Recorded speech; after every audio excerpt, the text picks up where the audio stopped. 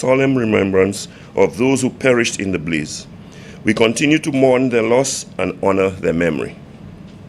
While we reflect on the lives lost and the resilience of the staff and community since the tragedy, the United Workers' Party remains deeply concerned by the continued failure of the St. Lucia Labour Party administration to deliver on their promise of a completed hospital. It is now nearly 4 years into the SLP's term in office, and the people of the South are still without a fully functional hospital. Despite repeated assurances that the hospital would be completed within the first year, no official opening date has been announced, and in recent reports, we have suggestions that government intends to open the hospital in phases. This is a clear deviation from their commitment to complete the facility in full. We further note with great concern that the two buildings currently being rushed for completion under the SLP administration were in fact constructed under the United Workers' Party's tenure. Yet, over $400 million has been spent on retrofitting an outdated 80-year-old structure, a decision we strongly advise against. Had the government proceeded with the state-of-the-art medical facility initiated under the United Workers' Party, the doctors, nurses, and residents of the South would by now be benefiting from a modern, fully equipped hospital worthy of their service and sacrifice. The United Workers' Party commends the staff of the St. Jude Hospital for their unwavering commitment and patience under extremely difficult conditions. Their professionalism and endurance continue to inspire us. We therefore call on the government of St. Lucia to stop playing politics with the lives and livelihoods of the people of the South, and the health and well-being of our citizens must come before partisan interests. The people of the South have waited long enough. It is time for action. It is time for results. Thank you. Ladies and gentlemen, I would like to now go into the substantive part of our press briefing as I invite to the podium the Leader of the Opposition, the Leader of the United Workers' Party, and Parliamentary Representative for Micoud South, who will be addressing you on the 7 policies to save our St. Lucia that has been advanced by the United Workers' Party thus far. Please welcome Honorable Alan Chastanet.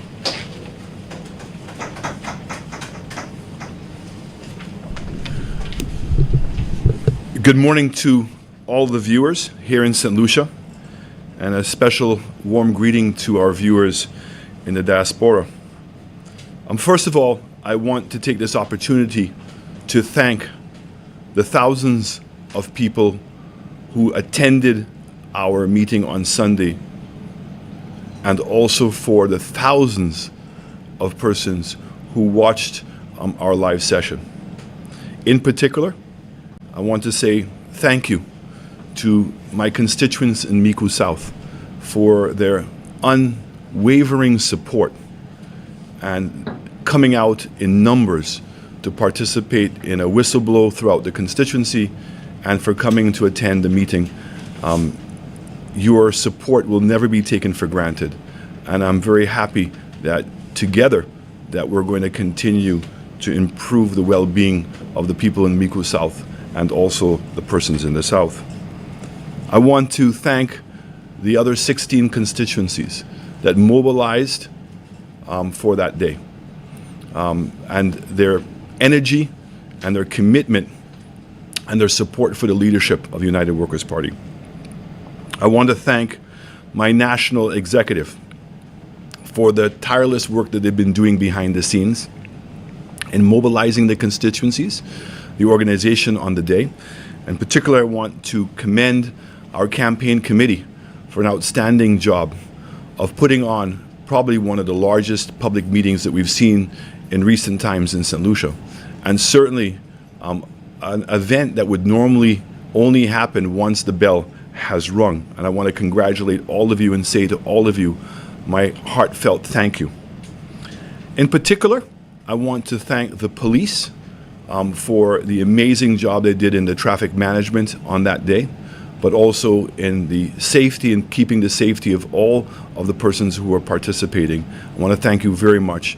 For the fire service and also emergency workers for being on the standby. I know we had an incident where somebody fainted, and they had a very quick response to that individual. And I'm sure that there were other instances that I don't even know about, but I want to thank you certainly for your efforts on that particular day and to tell you how much we appreciate what you have done. As Spider has indicated, today is the 16th anniversary of the St. Jude's fire. The history of St. Jude's is a very sad one, in that we've had 4 prime ministers oversee the reconstruction and the reopening of St. Jude's.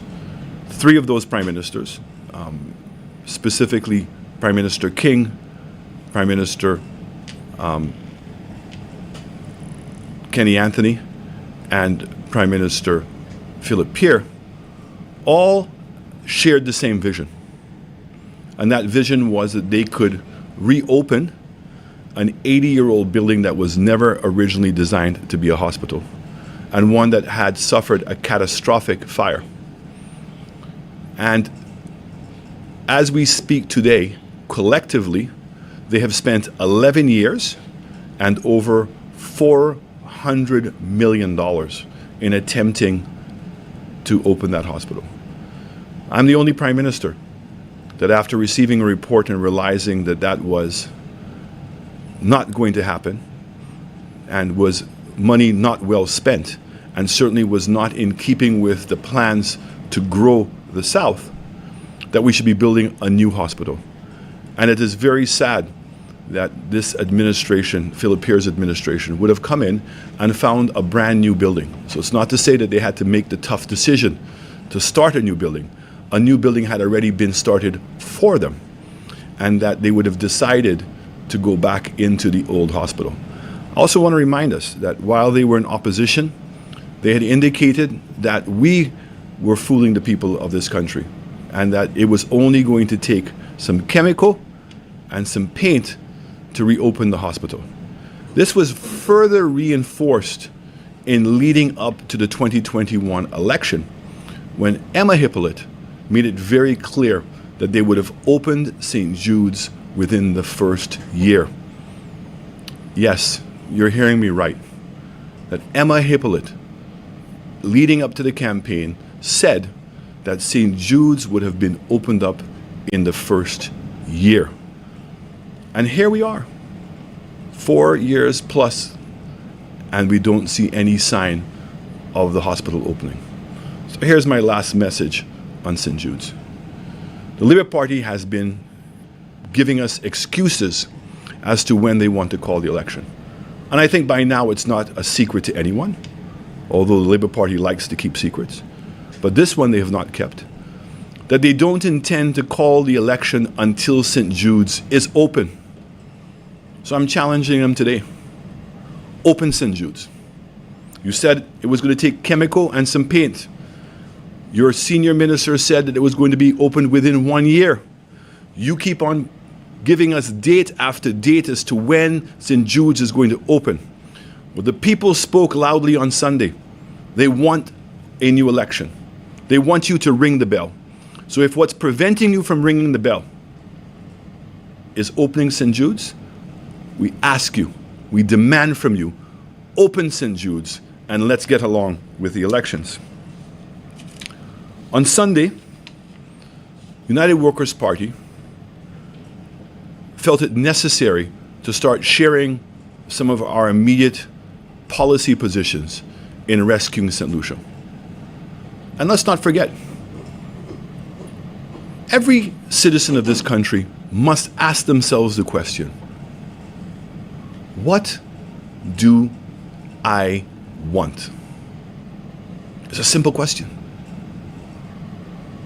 We believe that in answering that question, that for some people, it would be a globally competitive education system.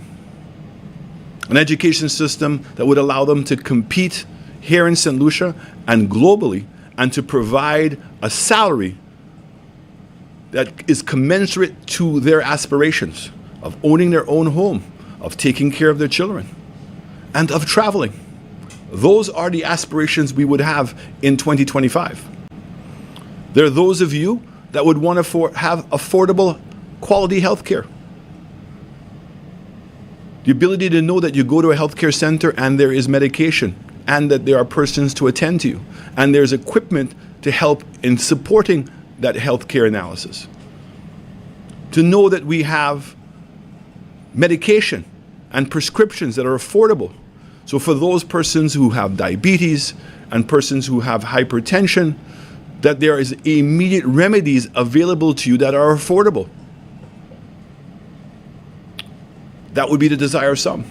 There are persons today, given what is happening with crime in this country, who want to have security, peace of mind, to know that they can walk around safely in the streets, their children can walk around safely in the seats, and that they in their streets, and that they can enjoy their neighborhood, or they can go out to an event not concerned as to whether their life was going to be threatened. There are some people who want economic opportunity, the ability to know that they can get a job that pays well, that if they want to now take the risk of getting into a business, that they have a better than good chance of being successful, and that the bank system works, that the government laws and government services are there to give them a hand up and not to be able to make it more difficult for them to be able to compete. But I think one thing that we can all agree on is we need a government with integrity and a government with vision. And if there's anything that the Labour Party now has shown us since 1997, but even more so from 2021 until now, is that they don't have any vision and they have no integrity. When a government can so blatantly lie to its citizens, whether it is on NLA, whether it is on CIP, whether it's on the halls of justice, whether it's on GPH, or even more recently, with what a minister said and also the Speaker of the House said, that nothing went wrong, and we're now seeing otherwise. They lied to us about the 2.5% tax. Every day they lie to the public of this nation. So I'm saying to you that the Labour Party is no longer a viable choice for the people of this country. If you have lost your integrity, you have no vision, and you've shown an inability to be able to implement anything, then you don't deserve a second chance.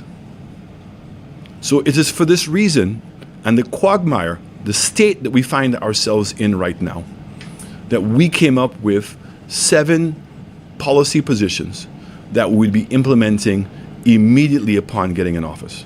And we've decided to put together a plan that we call SOS, to save our St. Lucia. The first one I want to speak to is with regards to the 2.5% levy.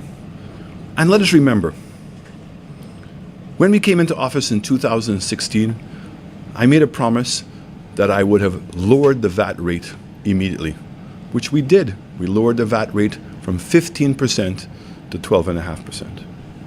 Our intention was to bring that VAT rate down to 10%. But unfortunately, when COVID came, we were not in a position to do that. But we did make it another promise in our manifesto for 2021 that we would have lowered the VAT rate. Instead, this government came in, and instead of calling it VAT, they called it a levy. And they told all of us that we needed to make the sacrifice because this money was going to go towards healthcare and also to national security. We then found out months later that it had nothing to do with healthcare and national security. And in fact, the reason why they put the 2.5% levy on was because they wanted to get a loan, and it was a condition to that loan. Now, just last week, the Prime Minister said, when he was asked a question about an environmental levy that was being recommended by the World Bank, he said, the World Bank can make recommendations, but it's for the government to make the decision as to whether they want to implement it or not. So with those words, we now know that this Labour Party government, in the midst of an inflation crisis, a cost of living crisis in this country, chose to help themselves and not to protect the people of this country, and imposed an increase in the VAT. Let us call it what it is. It's not a levy. They increased the VAT from 12.5% back to 15.5%. In fact, they increased it to higher than what it was before. And I'm here to say that if a Labour Party is elected, they're going to increase that VAT rate once again. So let us make it very clear that within the first 30 days of office, my administration is promising to get rid of the 2.5% levy and to go back to 12.5% VAT, and to get back on track of reducing the VAT rate even further during that year, during that term. The second thing that we're promising for the people of this country is the reduction in the gas prices. This government has a history of hiding the truth from the people of St. Lucia. In 2015, we had calculated that the government, instead of charging 2.5% excise tax for gas, were actually charging closer to $4.50. This is a fact that the Labour Party denied. And luckily, all of us participated in an Orange March.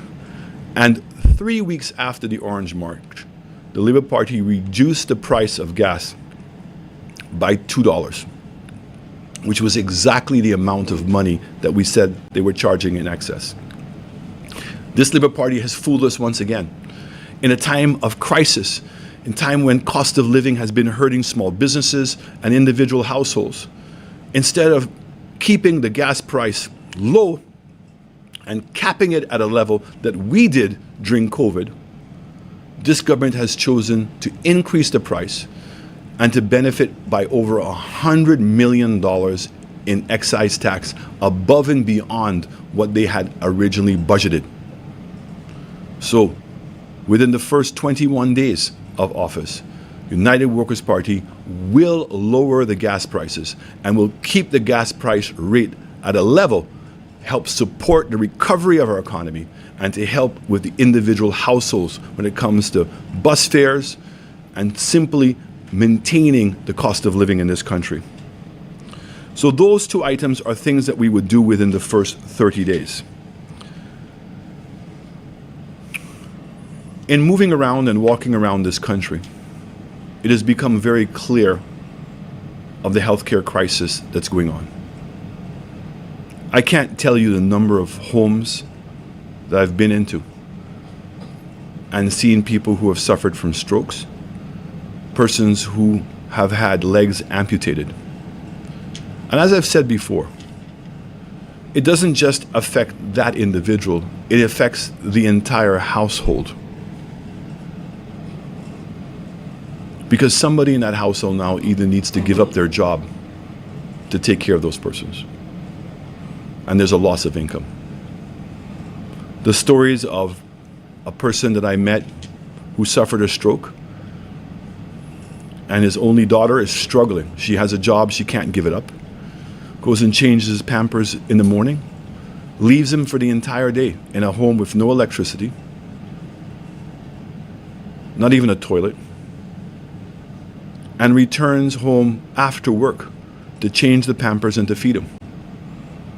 An elderly couple who are retired, have not been able to get a pension,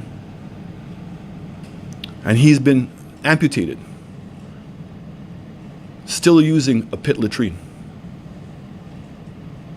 And it's the struggle for both him and his wife to survive with food, but even physically being able to use an outhouse, a pit latrine. I can go on, because diabetes and hypertension are ravaging our people.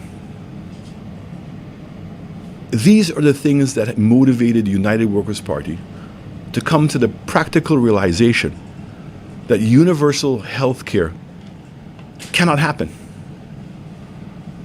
Can't. And this Labour Party has lied to you once again for 4.5 years on the promise that they're going to be introducing universal health care. Even the simple things that they have offered in universal health care has not worked. And it does not take long to understand that they have not worked.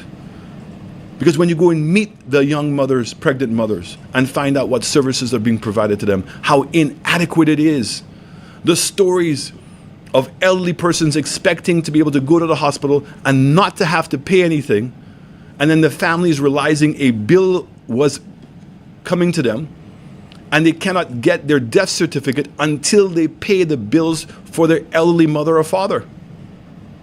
But these were the promises that were made, and if those simple promises cannot be fulfilled, how can any one of us ever believe that universal health care that the Labour Party is offering is going to meet our need of quality, affordable quality health care? It's not. And that's why if it had not been for COVID, we would have already implemented our national health care insurance program, of where those persons would be making a contribution. Those persons who cannot afford to make a contribution, those single mothers not working, those people who become unemployed all of a sudden, people on the poverty list, pensioners receiving pensions below a certain amount, government will pay the insurance for them. But everyone else would be making a contribution so that the resources could be made available to equip our healthcare centers and our hospitals properly, and to provide the medication that is necessary, and for doctors to know, private doctors to know, that they are going to get paid. It is essential, and that is why, as part of our SOS program, the United Workers' Party will implement that healthcare insurance program that we started, that will provide St. Lucians with $75,000 of coverage per year. That means your doctor checks on an annual basis. It means if you need prescriptions for diabetes and prescriptions for hypertension, that you can get them. And that people now are not faced with this choice of going to a hospital that they already owe money to, and the embarrassment of that, or knowing that they can't go to the hospital because if the doctor gives them a prescription, they cannot afford it. And in some cases, the prescription they're giving them, that medication is not even here in St. Lucia. The fourth one, when we've gone around and we knew there were things that we had to do at Sir Arthur Lewis College, and we were well on the way of devising a longer-term strategy for Sir Arthur that would have helped the public service and also helped St. Lucians. We know how important education has become. Even if you want to go to CARICOM, you need to have a certificate. And that certificate is dependent on you having a university degree or some kind of certification.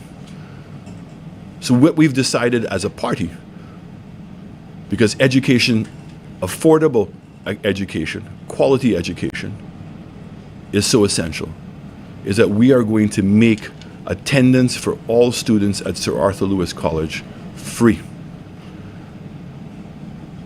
And the persons who need help with transportation, those programs already exist, and we don't intend to reverse those programs. But this is an important initiative to start our road to make St. Lucia a world-class destination, and to improve the self-esteem of so many St. Lucians who feel that they have not been able to get through school. On Sunday, I was taken aback by two mothers separately who came to me and literally cried on my shoulder. Cried with joy and relief at the same time. Cried because they said their child was going into 5th form, and already they were starting to have nightmares on how they were going to afford Sir Arthur Lewis College. And the relief they got on Sunday to hear the United Workers' Party speak to them and to speak to the young people of this country, to know that this idea, this dream of one person in each family having a university degree is now going to be made available to every single person in your family, and is going to be made available immediately. Meaning that once you know the United Workers' Party wins this next election, United Workers' Party will immediately allow students to go to Sir Arthur Lewis College tuition free.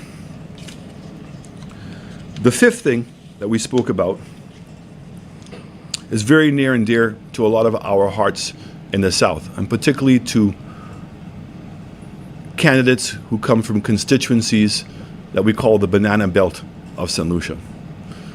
These are the persons that toiled for many years, made money for all of us, that helped build the infrastructure, feeder roads, bring water to our communities, bring money to our communities.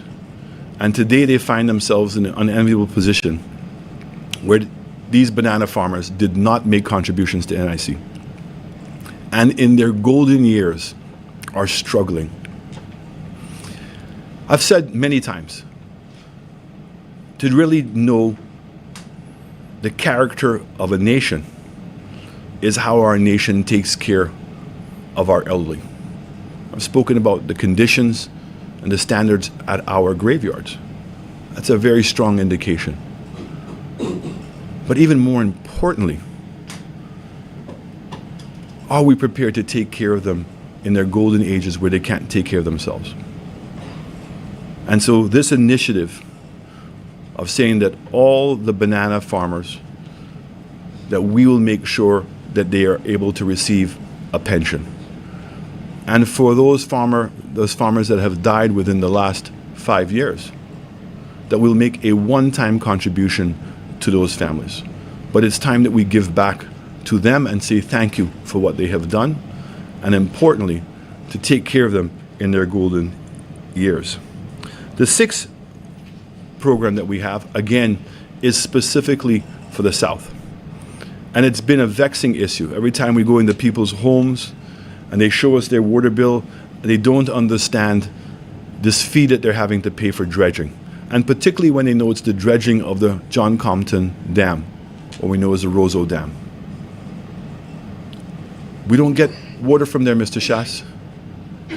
Why are we paying this? And I have to say to you that we agree with them. And so that's why one of the first things that we're going to do upon getting back into office is to eliminate that dredging fee on the bills of all the persons in the South that don't receive water from the Roseau Dam. The seventh item that we've spoken about really comes in the context of what's taking place in this country right now with crime. Unfortunately, we have a government that has been soft on crime. We have a government that has sent out mixed signals because of some of the persons that they have in their own cabinet, persons that are not fit to be in their cabinet, and persons that have links to gangs themselves. This is not how you solve crime in this country. So United Workers' Party was on track to tackle crime from a multitude of directions. The forensic lab, the courthouses, strengthening our police, and very importantly, introducing what we call the border control system. The border control was to understand you cannot fight guns unless you stop guns from coming into St. Lucia. As we've heard, people have said it's just as easy to go and get some Kentucky Fried Chicken to get a new gun. So confiscating a gun today, or having some reward scheme for people to bring guns in, by tomorrow they're going to have a new gun. So immediately upon getting into office, United Workers' Party really introduced a border control system. Included in that system would be canine units. Canine units that will be at our airports, canine units that will be at our ports, and canine units that will be with our police. And no effort will be spared in making sure that we can take the guns off the streets and to prevent those guns from coming into the country. So, in conclusion, this government has let us all down. This government has betrayed us. This government has shown that they have no integrity, and they have no vision, and they have no ability in implementing. United Workers' Party has been busy at work for the last 4 years. And we've put together a team of candidates that collectively can rescue St. Lucia. So that's the team that we introduced on Sunday. 17 candidates, all from different backgrounds with different strengths. And to support them, these are the first policy positions that this group have come up with. And this is only the beginning. It's time for the Labour Party to go. It's time for us to ask ourselves the question, what is it that we want? And which political party is going to deliver what you want? And I ask Philip Pierre one more time, open St. Jude's and ring the bell.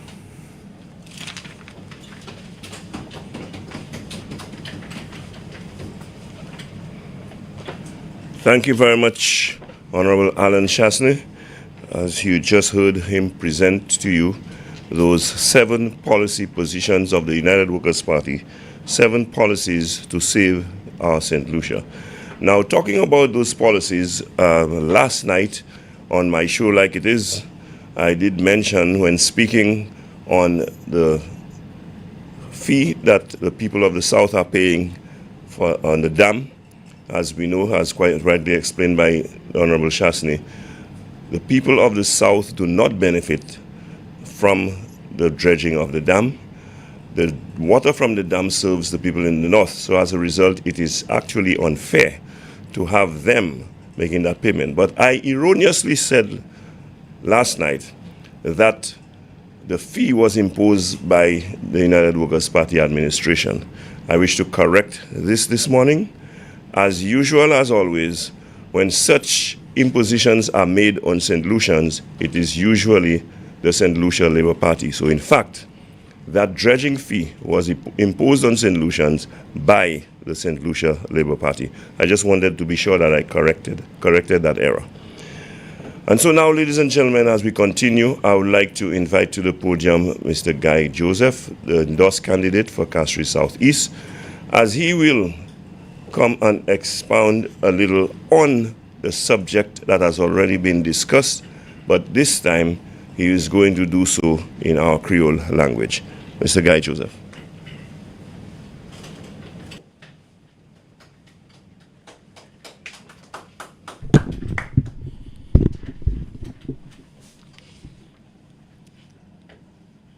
Good morning to everyone, all St. Lucians and our listeners and followers in the diaspora. You know, many years ago, an elderly gentleman said to me, the Honorable Alan Chastanet is the Moses that was sent to deliver St. Lucia. But you know, Moses had a complaint to God. And he said he would not be able to speak to Pharaoh. And God appointed Aaron as his mouthpiece. Mr. Chastanet has brought out serious messages, and he is able to speak. But the United Workers' Party has a good combination in the team of persons we have presented to represent you. And so we share the burdens of responsibility and we share the work. So as I bring you greetings, I also want to thank all St. Lucians. We called on you and you responded. I'll say that part in English first, because the numbers in Mikud on Sunday speaks for itself. Loud and clear, St. Lucian sent a message that this is their UWP and they are going to stand behind their party. I want to thank especially the people of Castries Southeast. If anybody had any doubts about Castries Southeast, then Sunday put everything to rest, because the people themselves came out to make a statement, not just on the motorcade, but it was the number of people waving something yellow as we went through just a few of the communities, just about 5 or 6 communities we went through out of the 33 communities in Castries Southeast. Now, mwen vle di by tout moun Saint-Lucie that partisan flambeau a ka wimestye tout Saint-Lucien qui sorti dehors en Gouan Limo ek vini supporter nous en Mikou dimanche la qui passe là. Nous te ka gade anniversaire la mort Sir John qui te prend place 18 l'année qui passait. Et dimanche c'était date là, le 7 septembre. Nous ka we dat flambeau sorti dehors en Gouan Limo. Et moi kwe Saint-Lucien sort dehors aussi parce que en chay moun vini yo we ek yo tan pou koyo. Et pour ça nous ka di merci en pile pour toutes ces constituencies. C'est chairman à ces différents branches là. Pour moun qui prend machine yo, mettez gaz à dans pa koyo. Yo pa mande pièson dessous pour rien et yo vini et ou supporter partisan flambeau. Pour maman et papa qui sort dehors pour jeunesse parce que moi chay moun en les fil la mikou. Et ça ka di moi dat flambeau japawe et Saint-Lucie japawe pour élection. Now the SLP has been telling lies on a lot of things and they try to spin everything. Can you imagine the thousands of people who were present at Mikud? They are saying that was AI generated. So all the thousands of people who are there, Labour Party is saying you are not a real person. So they must be classing you as the same poor people they said in Dennery that they build the houses for. And the Prime Minister said, these are not real people. It's the poorest of the poor. They are not real people.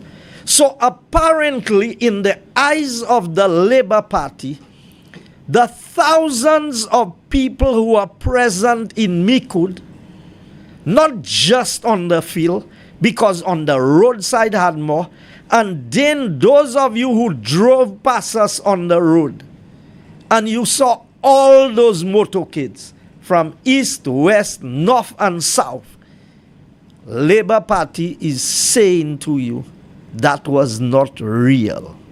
Can you believe that? Can you believe that what people witness with their own eyes? They see, you touch, you felt, you were there, you danced to the music, you listened to the speeches, you participated in the motorcade.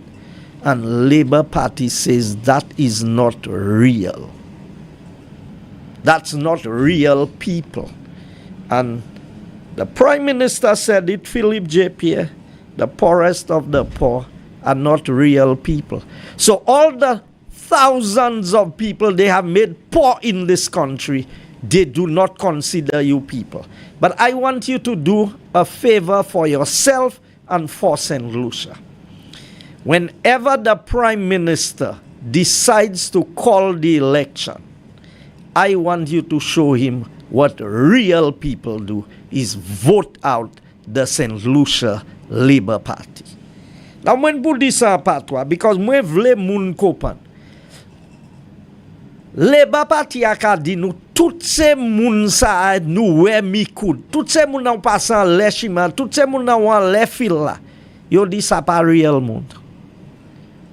Se sa Labour Party ka di, tout se moun nan ki ka travay ba yo a se sa yo ka di. So yo ka di ou pa moun. Ebe nou kay mwen vle Saint-Lucien mou twe yo an eleksyon an ki ka vin la, ki moun yo ye. Paske Le ou sort dehors et ou ay vote bay partisan flambeau, yo kay sav. Ça c'est real moun qui te mikou. Now, if Labour Party is going to lie about something that is so evident, something that was televised nationally, something that drones were seen flying, and I heard Labour Party send their own drone. So I know that they saw what was going on. And yet still, they are telling us that is not real. So if they are going to lie about something that thousands, tens of thousands of St. Lucians witness, what about the deals they making that we don't know? What about all the things that happen behind closed doors? You think you will know?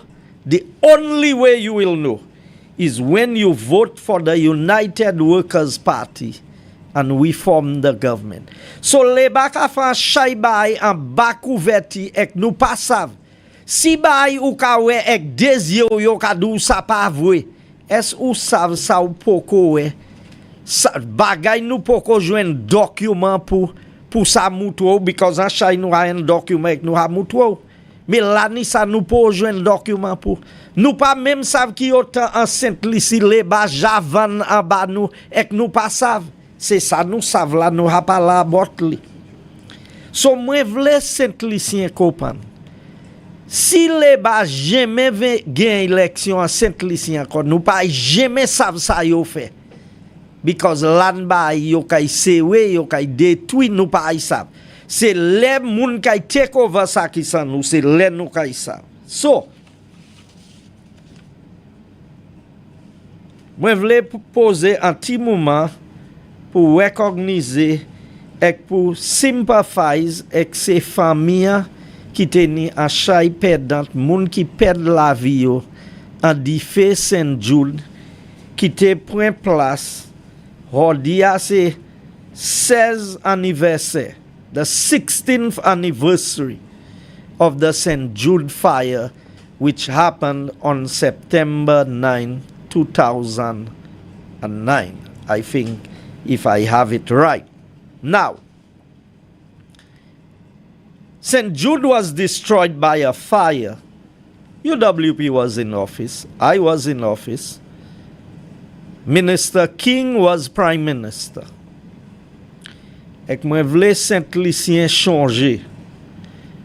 Monsieur Tom Chou, c'était premier ministre, c'était ka représenter embassy Taiwan. Il vini faire une présentation en cabinet. Monsieur Chastanet était présent. Monsieur Montout était présent. Moi était là. Nous pas rien pour mentir about en flambeau. Là, c'est la vérité pour nous dire. Monsieur Tom Chou dit yo même kay mette l'argent yo. Just quitte yo mene comme parce que yo commencé à ajouter, yo commencé tirer, yo fait tout ça. Monsieur Pierre Vinier content leader opposition a dit Madame Emma Hippolyte avant élection 2021 il dit en yon l'année l'hôpital Saint-Jude kay ouvert. Now, ma sav si te dit ça avant 2016, eh ben si te peut-être c'est 2021. Either 2021 or 2016, Emma said that in 1 year, St. Jude would be open. Kenny Anthony and Alvina Reynolds had given several dates for the opening of St. Jude. Now, moi-même, because ma tiye comme avant Covid, là nous te ka plan pour St. Jude, moi-même te dit nous kay fini St. Jude avant élection. Mais nous pas te sav la te kay une Covid, nous pas te sav la te kay ni tous ces problèmes ça.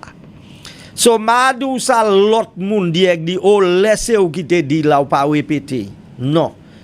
Nous te bay date. Nous pas te bay date, but nous te dit nous kay fini avant élection. Covid vini empêcher nous continuer travail là et que nous pas ça fini. Mais moi v'lou changer Ça mean between Stevenson King, Kenny Anthony et Philippe J. Pierre. Ça c'est 11 l'année et 2-3 mois. Et 400 millions de dollars, 3 premiers ministres dépensés en les St. Jude. Et St. Jude still poco fini. 400 million, 11 years, and we still don't have St. Jude's open. Aviez répété ça en patois. 11 l'année, 400 millions de dollars, 3 premiers ministres, et St. Jude still poco ouvert. Moi vle di, monsieur Alan Chastanet pas en parmi 3 premiers ministres. Parce que les monsieur Chastanet, les gouvernements examiné rapport à sous St. Jude, ils réalisé, il était plié et plus bon marché pour bâtir un l'hôpital neuf, passer pour ranger vieux l'hôpital là. Now bandou ça. Nous toutes ni machine, nous ça identifier avec ça. Pour qui ça délai là on a machine qui dommagé, même si ça rangé, pour qui ça insurance la capé au write off? Hein? Parce que ça y a point pour ranger machine na insurance la ranger machine na ba. So délai on ka just do OK, nous kay prend salvage value a, nous kay ba machine et nous kay payer pour valer machine. So l'année Saint-Bay, il a coûté plus pour ranger passer pour bâtir un bail neuf. Et nous tout qui ka ranger kay ça va bot ça. So les monsieur Chastanet gouvernement examiner St. Jude. Nous réaliser te kay coûter nous plus pour ranger St. Jude passer pour bâtir un l'hôpital neuf. Et pour ces moun qui penser avant venir dans gouvernement à sous St. Jude, li même passer un budget pour l'année qui finit là 265 millions de dollars. 265 million in the budget for St. Jude. And with that 265 million, there is a 40 million that was paid to Reno.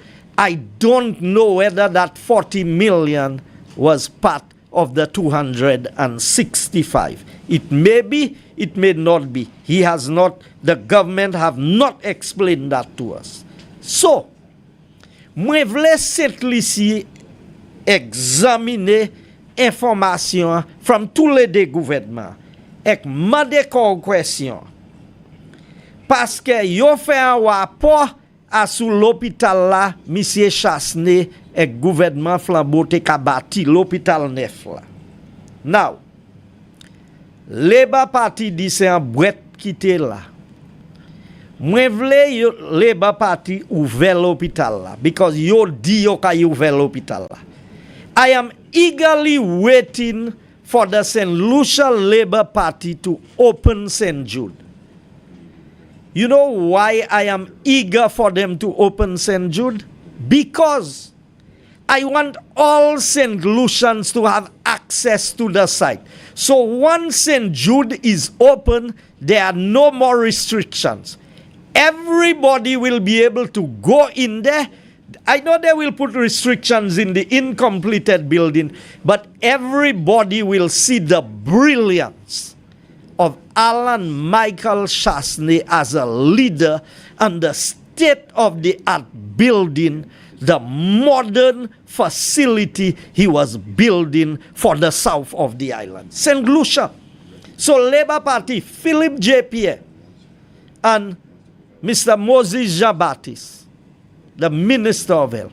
The sooner y'all open St. Jude's, the happier we will be in the United Workers' Party because everybody will see the difference between the vision of a great leader like the Honorable Alan Michael Chastanet and how back backward the Labour Party is and how much they lack any foresight or vision. I also want to tell St. Lucians, the two buildings they are advertising the most, and that's the most ready to be open, are the same two buildings built by the Alan Chastanet-led administration. That is why you can sense some excitement in me this morning, because I am excited to hear that the Labour Party is going to open St. Jude. But I'm more excited that the two buildings that are going to be first occupied are the two buildings built by the United Workers' Party. So it will show and it will prove to all St. Lucians that Alan Chastanet was right and he did the best for St. Lucia and for the people of the South. So mwen vle yo vey, because le yo vey, même si ma malade, ngay descend St. Jude, ek ngay pren yon deportwe, ek ngay sa di merci bon Dieu pour monsieur Alan Chastanet qui te ni vision sa pour faire bel l'hôpital sa by Jean Vieux-Fort ek Jean Saint-Licy. So Philip J. Pierre, Prime Minister Philip J. Pierre, please open the hospital. There are two reasons why I'm eager for you to open the hospital. You all said you all must open it for elections. We are excited. We are eagerly waiting for the election. And so if it is St. Jude that is stopping you from opening or from calling the date for election, I have a little advice for you. You see, the day you're doing the opening ceremony for the phase of St. Jude, because we know you can open the whole of St. Jude, but we're still willing to accept the piece that you are going to open, because that is the piece we built. So you're really going to open the Alan Chastanet built St. Jude Hospital. That is what you are going to do. So use that opportunity to announce the election on the same day. Kouye dat election, même date la ou ka ouve, de building na Monsieur Chastanet te build pour St. Jude, ek ou vle claim akodi se ou ki bati. C'est l'habitil le ba mati bay Saint-Licien. C'est l'habitil hot try kwene Saint-Licien. Di se moun na de building sa ou ka ouve la, se building na dat Monsieur Chastanet te bati an sazot kouye bret la. Hot dia hot kontan bret la. Hot ka celebrate bret la. Hot ha pa we pou an touan bret la avant hot an touan sa hot la. But nou kopan sa, because tout moun ki ka manti ek kwene moun, your lies must find you out. And that is why all St. Lucians, St. Jude will become a sightseeing place. Because we will invite all flambeaus, all St. Lucians, go down to St. Jude and see the remarkable work done by the Alan Chastanet-led administration. Now, my final areas of comment. I will run through the 7 things. Mr. Chastanet have said it very well in English, so I will go straight to the patois side of it. Now, the way I'm going to do it, I'm going to highlight all 7 in sequence, and then I'm going to come back and make a brief patois comment on each of them. So, a partisan flamboa nou jwen ansam ek nou vini ek sa nou kouye SOS. Sa sa an kol, leb, an batiman, an bato, an toaka yo ka kouye. An SOS nou se pou sauve Saint-Licy. Save our St. Lucia.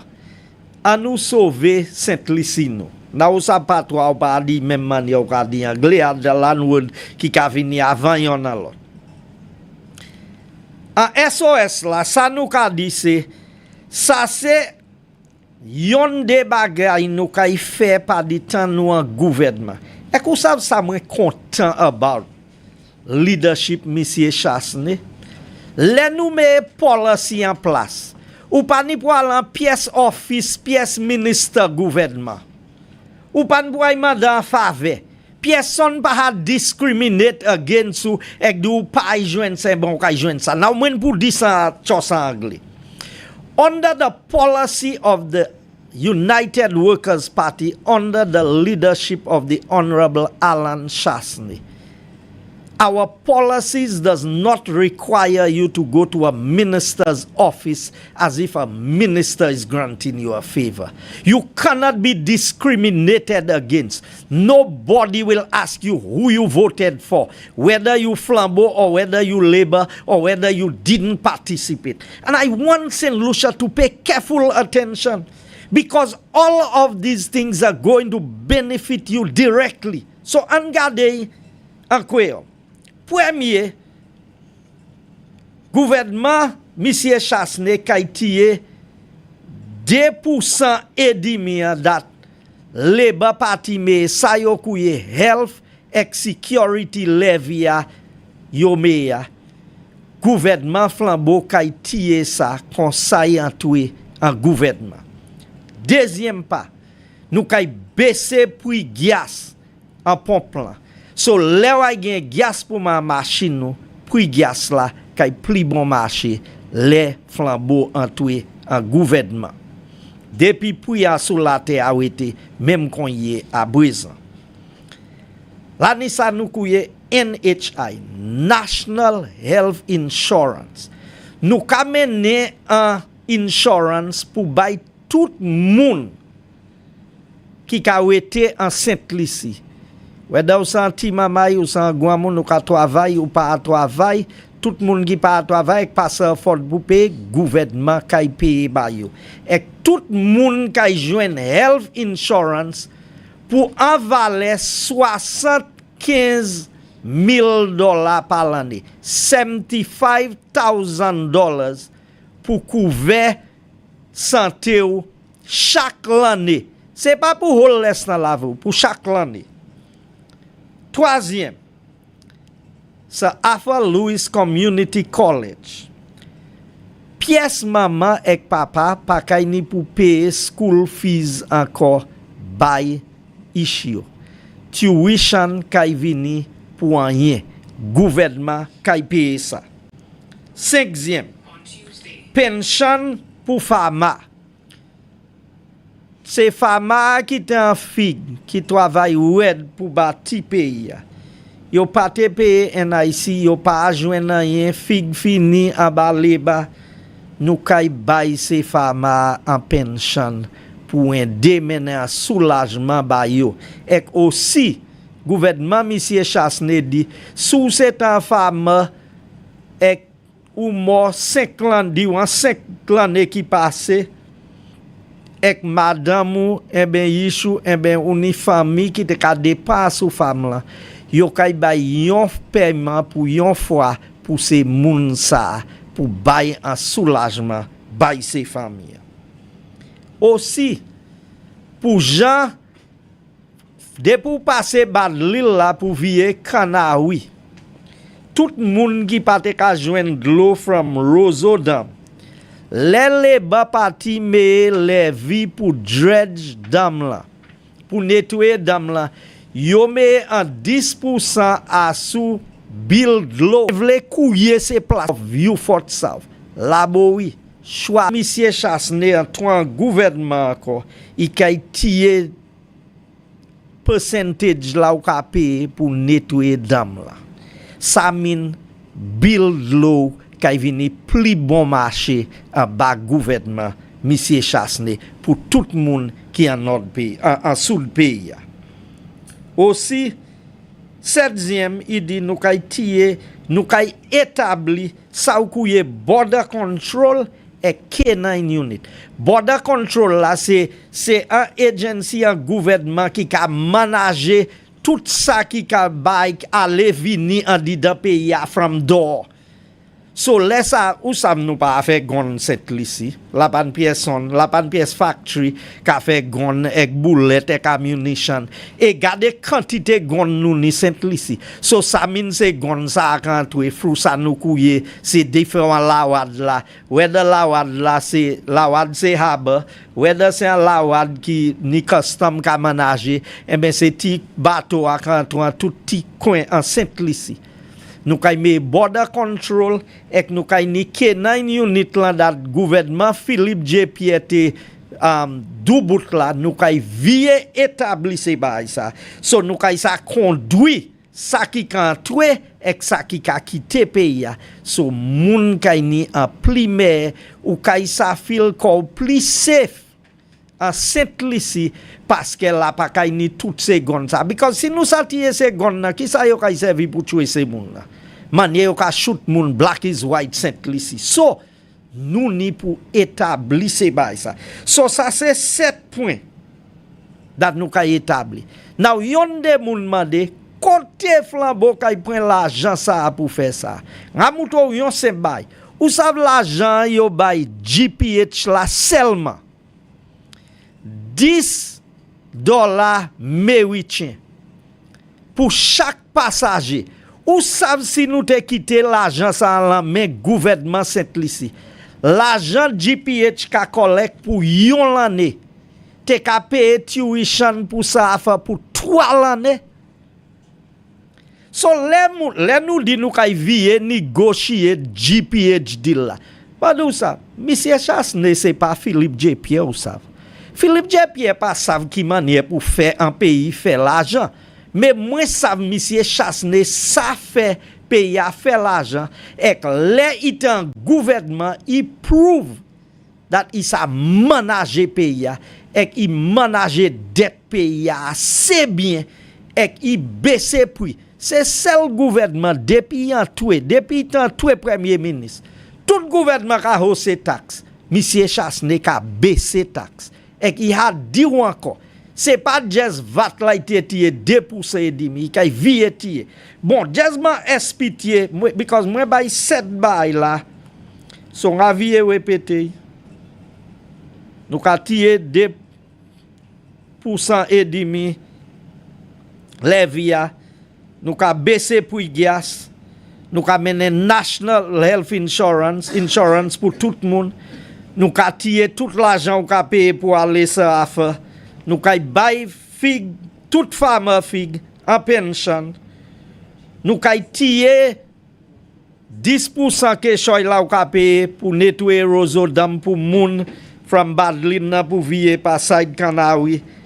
Et nous ka vie établi, nous ka établi border control et nous ka vie établi c'est K9 unit là.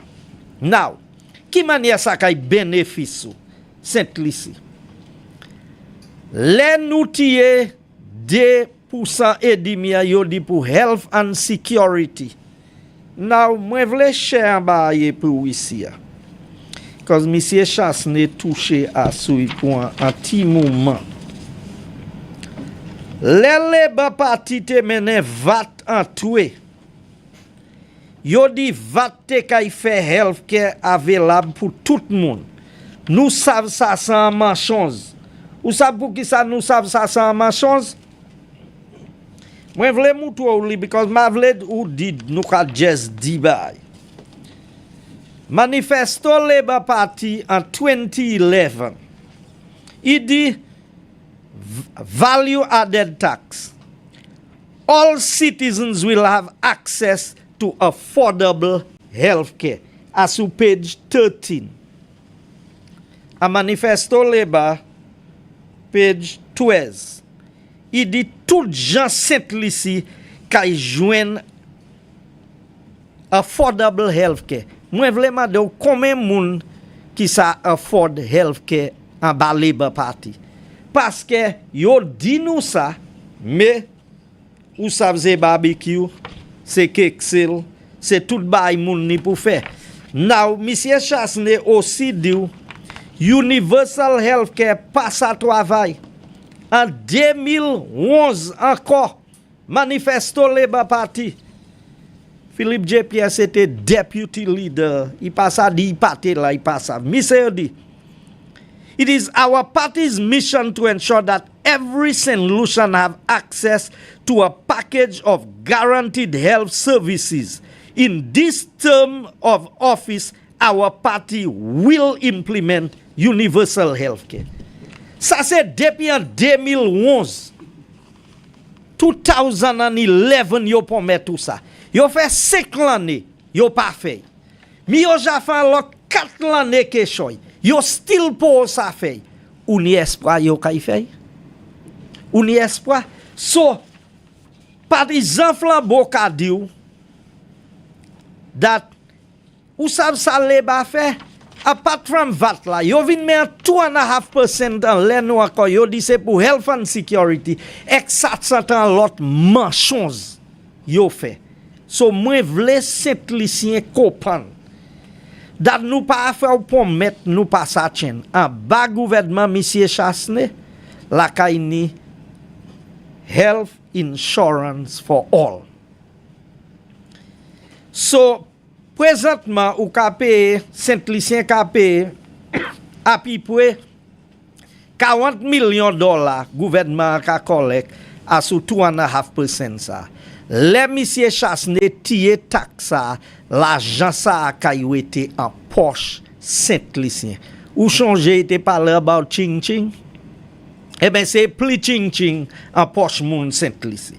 Il kay baissé pour gaz, ça mine en chay se business là qui corporate ka servi en chay fuel ça kay maintenant soulagement ba yo. Tout moun qui ni machine privée yo ça kay maintenant soulagement ba yo. Tout minibus driver, taxi driver that machine ou dommage tellement à sous ces chimères ou kay joine un soulagement parce que les gouvernement Flambeau baisser prix gaz, l'argent ça a tous les jours ka été en poche. Moi j'ai touché à sous health là pour mouto les bas pour mettre ek yo. Ça Alpha Louis. Qu'on nous ka parler là pour l'année ça moi j'ai de en haut 10 mamay. Perwen parents pour aider mamay qui ka aller ça fa. Ek a dans ces parents yo pas ça même payer l'argent d'ouvant. Yo aller point un payment plan from college là so yo just payer assez pour ces mamay là ça commencer l'école. Imaginez si Philippe J. Pierre Courier élection à Bouezan. Ek Flambeau gen l'autre semestre ça a fait pièce par an pa l'argent pour payer because gouvernement Flambeau kay payer l'argent pour run college là et ça pas kay affecté par an en Saint-Lucien. Et yo mando ko nou kay prend l'argent. Tout ces passeports yo van en bas pour ya. Gouvernement Flambeau kay collecte l'argent from tout ces moun sa qui pa paye. Et l'argent monsieur Hiledou qui pas l'argent Saint-Lucien. Ça c'est l'argent Saint-Lucien et nous kay joindre l'argent ça pour manager bay pays. Et là ni différentes manières nous kay manager pour ça joindre. So Saint-Lucien nous jabao 7 points. Ça pas oni point nous ni ça. Là ni pli bay pour venir. Parce que là où vote bay Flambeau ou ka vote bay Flambeau pour faire laver ou plier et primaire. St. Lucia, we are eagerly waiting on the St. Lucia Labour Party to call the election. Let us continue to rally behind our party, to stand with our party, and to let the Philippe J. Pierre administration know the only party that can save St. Lucia and right the wrong is the UWP under the leadership of Honorable Alan Chastanet. And once the election is called, in the meantime, verify your name is on the voters list. Keep on checking. Don't take it for granted that your young people know how to put the cross. Those of you who experience voters, teach them, guide them. And we are going to give the UWP a resounding victory so that we can right the wrongs and we can save our St. Lucia. I thank you And God bless. Thank you very much, Minister in Waiting. The endorsed candidate for the United Workers' Party in the constituency of Castries Southeast. So, ladies and gentlemen, you heard for yourself the 7 policies to save our St. Lucia, and those are just 7 so far. As we move in full swing into the campaign ahead, there will be more policies and plans of the United Workers' Party that will unfold. You know, I just want to comment briefly, as I heard Mr. Joseph talk about the crowd at the rally on Sunday, and that the only response that the opposition could come up with to that massive, very impressive turnout was that it was AI generated. I just want to repeat what I heard an individual who was present say, that if they call that AI, it means that they're talking about actual images of the crowd that was present in Miku. And another said that they said AI because there were actually individuals present in mass numbers at the playground in Miku. So I want to join the Honorable Political Leader, Honorable Chastanet, and Mr. Joseph in thanking the many St. Lucians who turned out on that occasion on Sunday, because your presence on Sunday didn't only register your support for the United Workers' Party and the formidable team that Honorable Alan Chastanet has assembled, but it also indicated and made a strong statement that you are prepared to take a stand to save our St. Lucia. I also want to extend our appreciation to those of you who could not be present at Miku on Sunday, but made a point of joining us via live stream on social media by watching us on television. And that we know that you did in your numbers, because the reports reaching us, we have not been able to ascertain how many of you watched via television, but we know that on social media there were more than 4,000 of you viewing the event live. We want to thank our St. Lucians in the diaspora who always tune in to what is going on here in St. Lucia, especially when it is being presented by the United Workers' Party.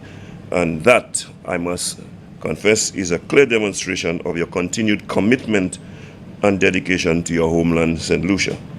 Now, before we end, I want to just touch on an issue that has been in the news of late, and that is the issue of the allegation that was made against Dr. Ernest Hilaire by Ms. Eldris Charles, and the comments made by Ernest Hilaire yesterday on the matter. In commenting on the situation involving Ms. Eldris Charles, in which he was accused of pushing her in Parliament, Mr. Hilaire is saying that if Ms. Charles was offended by anything that he said or did, what she could have done was to indicate, and that he would have no problems in apologizing to her. But of course, the matter has gone past that, because we have seen the efforts that were made to vilify Ms. Charles herself, who was the victim in that case, and the judgments that were already leveled by the Speaker of the Parliament and by Dr. Ernest Hilaire himself. Of course, Dr. Ernest Hilaire accused Ms. Charles of having a political agenda, and that's why she was present in Parliament on that occasion. However, we have since seen leaked footages of the incident that took place, and it clearly suggests that, in fact, Dr. Ernest Hilaire laid his hands on Ms. Charles in his effort to get her out of Parliament. I want to state clearly that, in fact, Dr. Ernest Hilaire, is out of place, because it is not his role nor his responsibility to determine who should and should not be in Parliament. The maintenance of order and security in the Parliament is a role clearly defined and assigned to the Sergeant at Arms in the Parliament. So, what Minister Ernest Healer did was a clear demonstration of high-handedness, arrogance, and an abuse of power by laying his hands on the lady and insisting that she should leave the Parliament. Based on what we have seen from the leaked footage, which looks very much to me like physical assault, Minister Ernest Healer should immediately resign from his position as minister. For this, as well as his many acts of impropriety in handling matters of state, I think has gone overboard and has gone too far. We know that Dr. Healer has been associated with clandestine, to say the least, actions when it comes to the CIP, when it comes to GPH, and of course, other actions that he has been engaged in.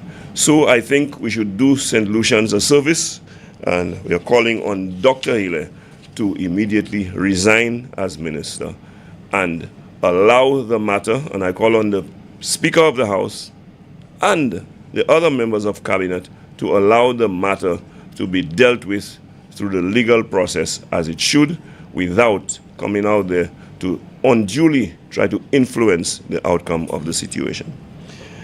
I don't know if you have any questions for our presenters. Yes, there are questions. My first question is for the leader of the opposition. Okay. During the last election cycle, one of the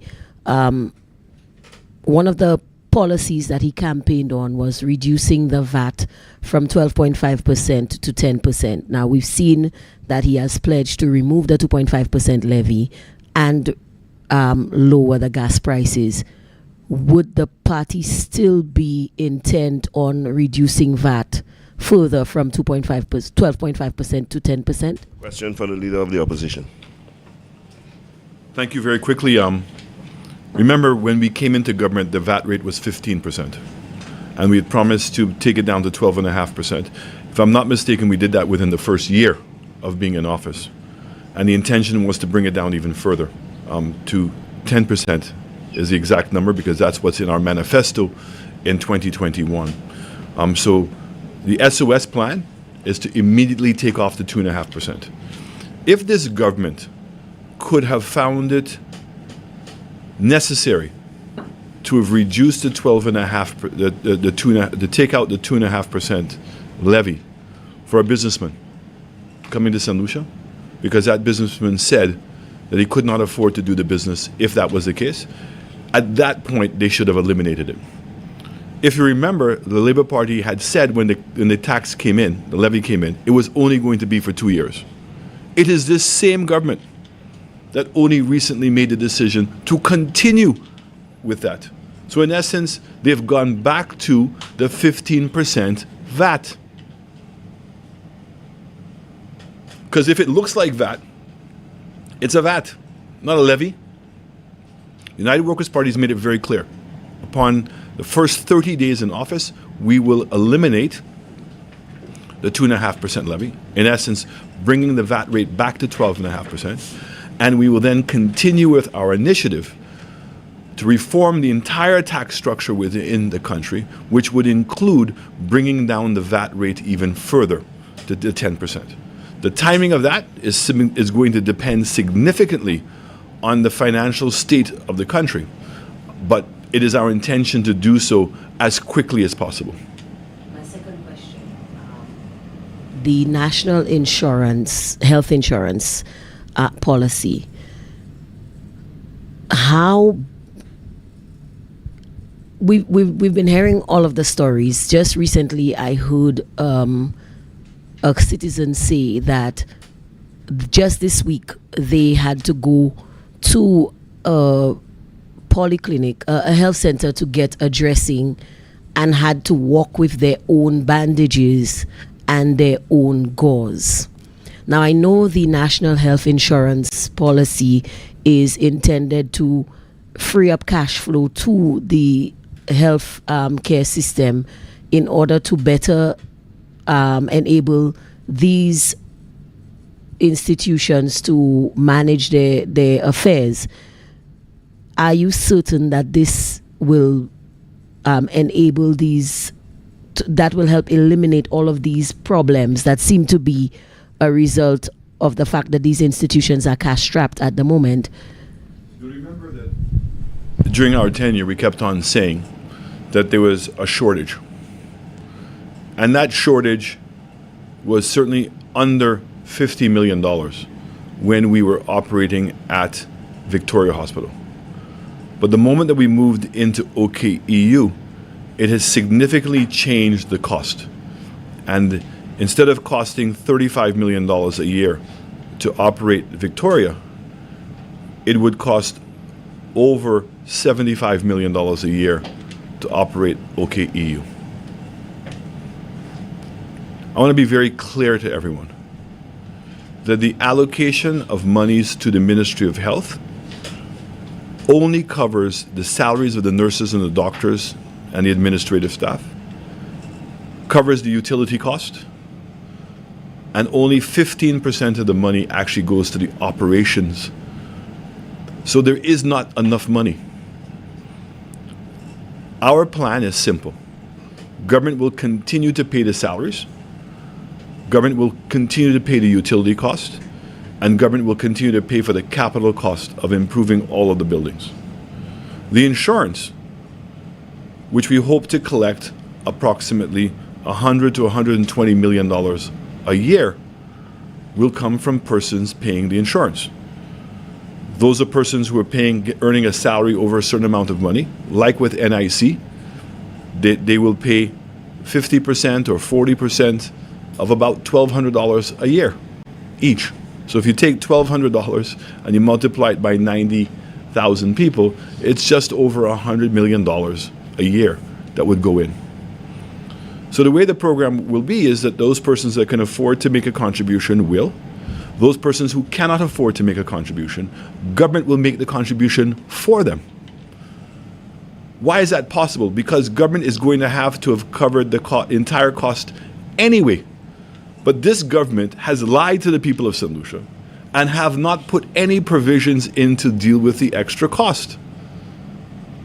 They also lied to the people of St. Lucia because instead of keeping the board that we had, as well as the plan to put a new operation system into OKEU and to synchronize it with the reopening of St. Jude, so you would have had one board managing and overseeing both operations, because again, the government of St. Lucia has lied to the people of St. Lucia. You really believe that when they move into, whether it's the old hospital or even to the new hospital, the cost is going to remain the same? The costs are going to go skyrocketing. So what is it that the government, what provisions is the government putting in place to make money to help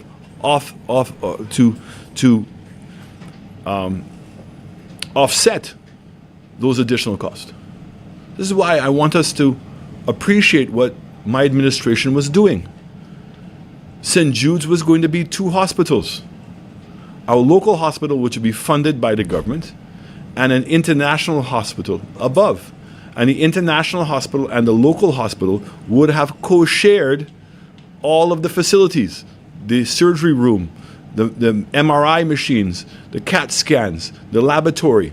So it means that there would have been a revenue stream coming in from the international hospital to offset some of those costs, to make it more cost effective for the government to pay for those things. And then to convert the old hospital into a university, which would also have generated revenue. And that the nurses who were studying there would have been able to do their apprenticeship program at the OKEU and at an international hospital. The spin-off for Vieux Fort was tremendous. All those students have to have places to stay. And they were all revenue generation. So the government of St. Lucia, and as Guy Joseph has pointed out, since 2011 has been promising universal health, which means that they're not going to have any contributions and they're going to attempt to pay for all of those things themselves. Now, if that is what they wanted to do, it means that there would have had to have been an austerity program to save money somewhere else. I don't want to begrudge any St. Lucian the opportunity to travel. I think that that's a fantastic thing, and I welcome it. But when you travel to Japan at this time and take money that could have gone to help support the hospital and to provide materials, because you said you're going to provide universal health care, so it means you're going to pay for it. How do you offset those two things? And then when you hear the story that what they went there for, so they went to Dubai, we got no report as to what the impact was. I challenge this government to show us any press reviews of St. Lucia's presence in Japan. And what was it to do? Was it to improve the trade relationships with Japan, of which there's only one-way trade? We buy cars. What does Japan buy from us? What's the potential of selling anything to Japan? Rum? The spirit of St. Lucia is bounty? That's what we're going to go and campaign for in Japan? And even on the basic thing of having a meeting for investors, my understanding is over 115 people were invited to that function. The St. Lucia people came 1 hour late. And if you know that there's one thing that the Japanese do, is that they're punctual. And less than 5 people attended. That's what we spent all our money on. And that's what you're weighing it against what's going on with healthcare. So if you want to do universal healthcare, the kind of largesse that I'm seeing taking place, the levels of negotiations that would have taken place with GPH or with CIP or with the halls of justice, meaning that there would have been greater value for the money because you know that those monies were necessary to be able to strengthen and to pay for healthcare services. That's not happening. So United Workers' Party, every time that we went to borrow money, I want us to appreciate that, we had a dedicated revenue stream. So if it was the airport, there was a tax for it. If there was roads, there was a tax for it.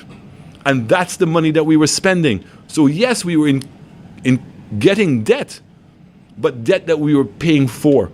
And we were investing in things that were going to improve in the country. Healthcare is a capital expenditure. Having a healthy nation and a healthy workforce is absolutely necessary to compete in the world.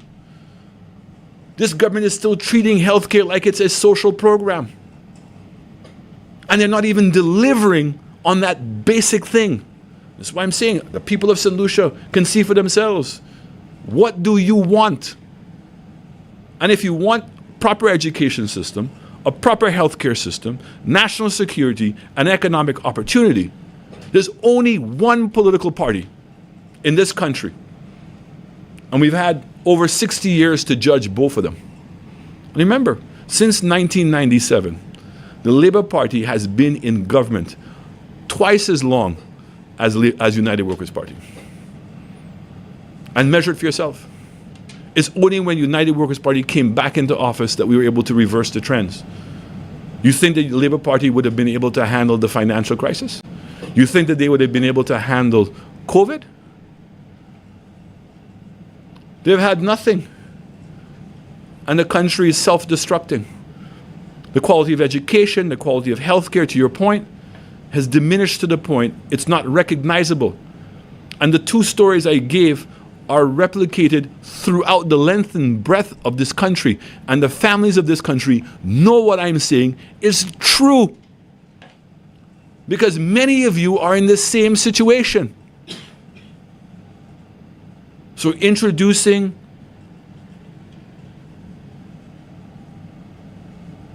facilities to take care of the elderly in the communities. Why? We've said the best prescription is love. And we know that some families are struggling to take care of the elderly people who have had strokes or amputees by themselves. So imagine if they're in the community and they're getting the proper health care. Elderly daycare. How many families? Both the husband and the wife and the children are working. There's no one to take care of the elderly person. You can drop off that elderly person in your community to take care of that person. You must have a soul. You must have compassion. And that's what I love about the candidates we have, is that is what they are here for, is to serve, and are motivated every single day and have a sense of urgency because of the suffering that they see. And they themselves know that that's not necessary. There are solutions to these problems.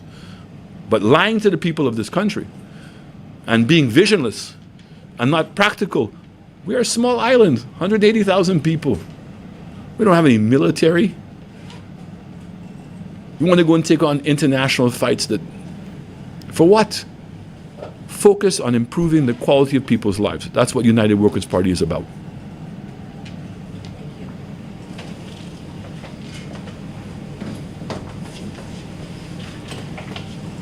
Yes, do we have any other question?